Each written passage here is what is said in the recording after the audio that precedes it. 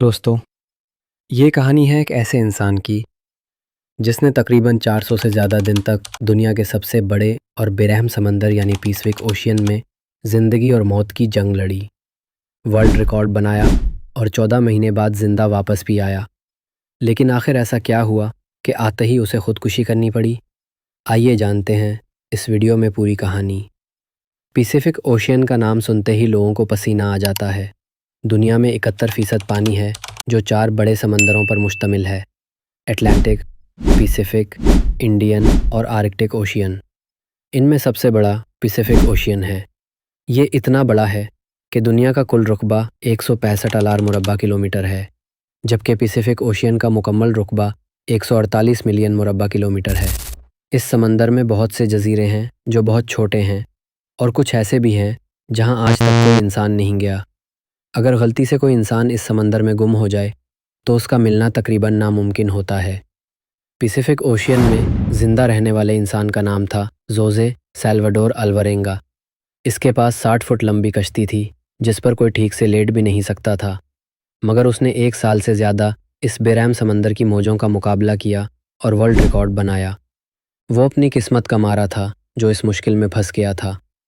یہ واقعہ ہے 17 نومبر 2012 کا، جب ہوزے صرف 36 سال کا تھا اور ایک تجربہ کار ماہی گیر تھا جو میکسیکو کے ایک چھوٹے سے گاؤں کوسٹا ازول میں رہتا تھا۔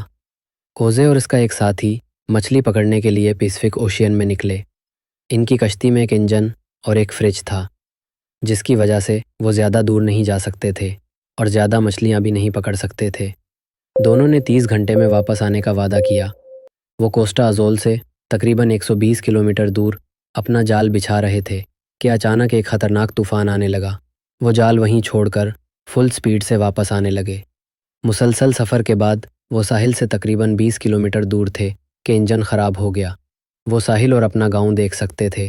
ان کے پاس ایک فون تھا جس سے انہوں نے اپنی لوکیشن اپنے باس کو بھیجی اور مدد کا انتظار کرنے لگے، لیکن فون کی بیٹری ختم ہونے لگی۔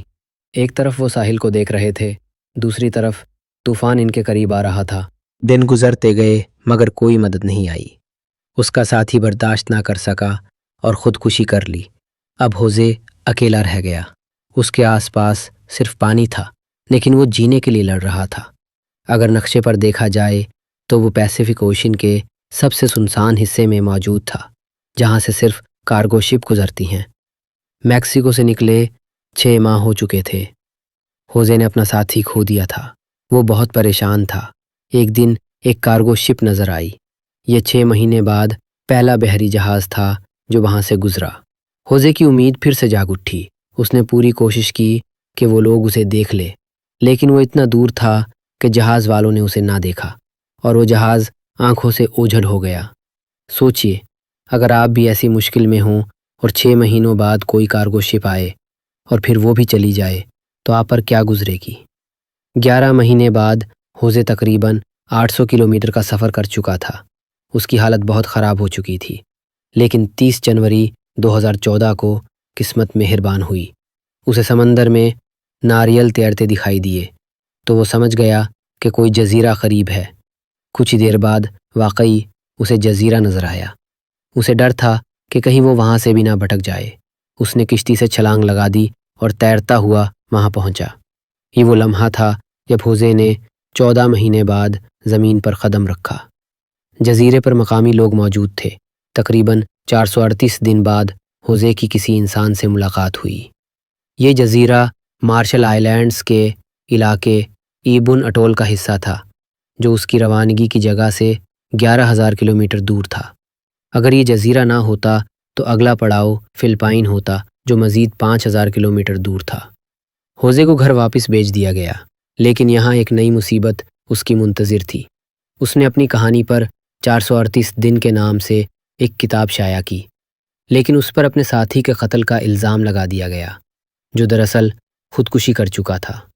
مسلسل پریشانی اور الزامات کی وجہ سے ہوزے نے خودکشی کر لی، اور یوں یہ کہانی مکمل ہوئی۔